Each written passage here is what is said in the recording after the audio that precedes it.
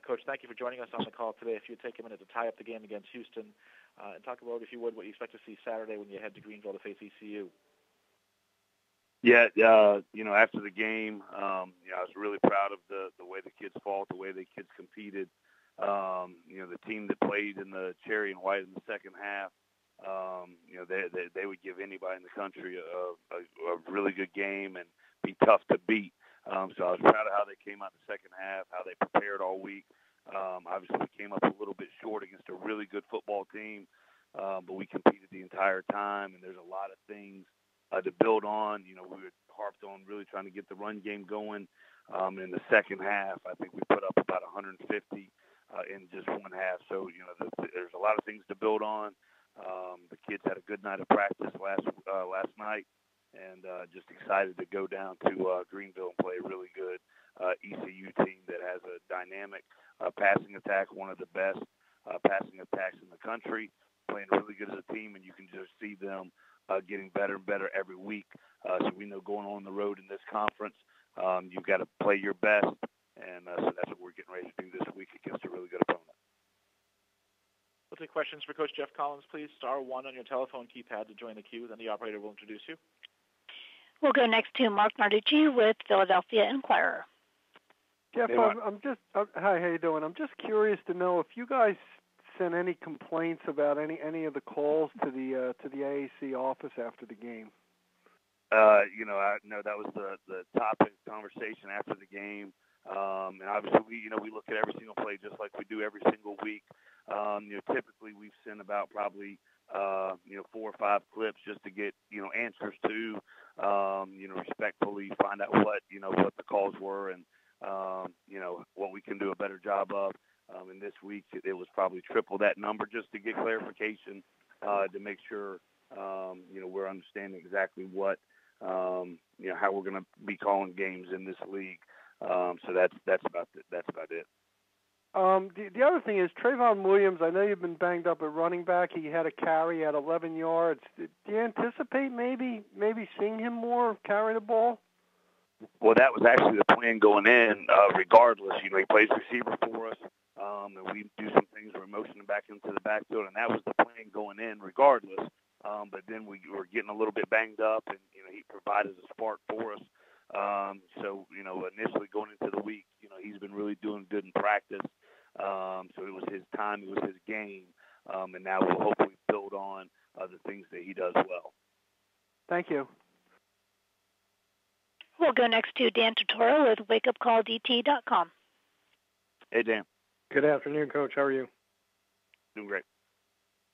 To look at obviously the upcoming game with East Carolina, just what you can say about, despite the fact that the record might not show it, just what they bring to the competition coming up this week, and what it's what you're anticipating on playing in front of a crowd that is obviously very vibrant despite the record at this point. Yeah, I've been I played at Western Carolina University, and always respected the fan base at ECU. Know them very well. I was at UCF for 2 years and have played one away game in that stadium, and it is a great environment for college football. Their student body, their fan base does an unbelievable job, and it's a great stadium. It's a great venue for college football. They absolutely love it. So our kids will, have to be ready to play in a difficult environment, and you can just see the team getting better and better every week, and on offense as well. They're putting up a lot of yards. They're putting up a lot of points. They can hurt you throwing the ball, and the quarterback is a dynamic runner as well. So they put up 31 against a really good South Florida team. So we understand the challenges that we have ahead of us. And defensively, they do a really nice job schematically, taking away what other offenses do really, really well.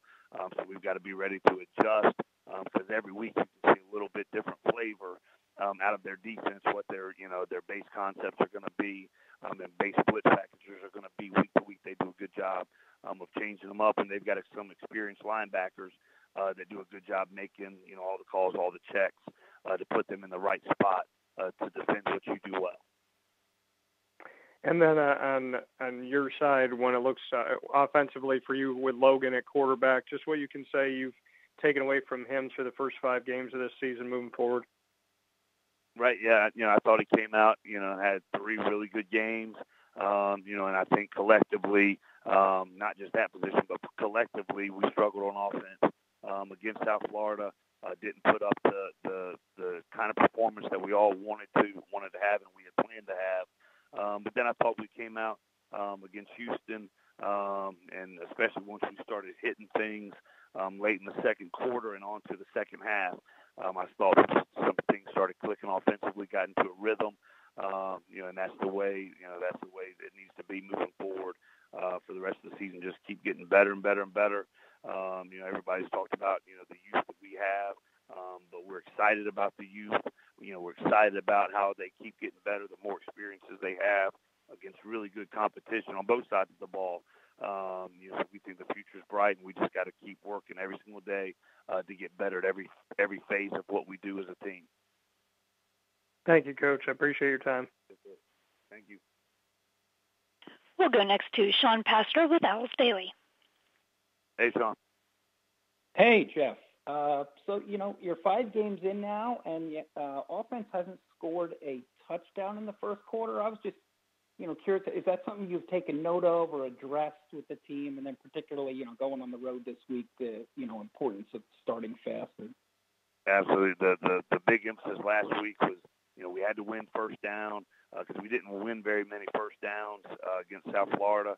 We have to win first down, but collectively we have to start fast. You go into a hostile environment, which Greenville is. You've got to be able to start fast where that crowd gets into it, and they've got really good players that are really, hungry to be successful. So you have to start fast, and that's been the emphasis when we started yesterday. We put in the plan and we talked to our guys is the ability to start fast and the mindset to start fast on the road against a good opponent in a hostile environment. Okay, and then similarly, the two league games now, Ventel Bryant and Keith Kirkwood, really not a whole lot of productivity, and those are, veteran guys. Are those guys that are you challenging them this week to make something happen, or just how do you approach? Yeah, just the big thing. I thought we did some good things last week to get Isaiah Wright really involved in the offense. He's turned into a dynamic playmaker for us. And Keith's been really banged up for the last 2 weeks. We think he's really close to being healthy. And so just getting him the rock and obviously getting Ventel the ball, that's been a point of emphasis, this week, going into the prep. Okay, thanks. We'll go next to Matt Vender from owlscoop.com. Hey, Matt. Hi. How are you? Doing good. So first off, I just want to ask you, there was something out there on Saturday about Austin Jones being out for the remainder of the year due to some complications with the ACL. Can you confirm that and that whole redshirt this year? Yeah, we're just, he has been banged up. We knew that going into it. He's been fighting through it, but we're constantly trying to rehab our kids to get them back. Keith's been banged up. We've been fighting. He's been fighting to get back. Same thing with Joe Vaughn. So all of our kids are really trying to get healthy to contribute. And, that's the same with all of our guys that have been banged up at all, trying to get them back healthy so they're playing at full speed. Do you think you might have Joe Vaughn back this week, or is it a couple more weeks? No, we're trying. I mean, he's in there every single day. So, we're trying to get it to happen. And I also wanted to ask, obviously you ran the ball very well in the second half. Had a lot of success doing it, ran for about 150 yards in the second half. What do you think really changed in the second half? And what do you think the offensive line did differently, especially? Yeah, I think that they committed to it. It's been really close. For a couple of weeks, just a couple of missed IDs or somebody missing a block, and it ends up being a tackle for loss, and you're behind the sticks.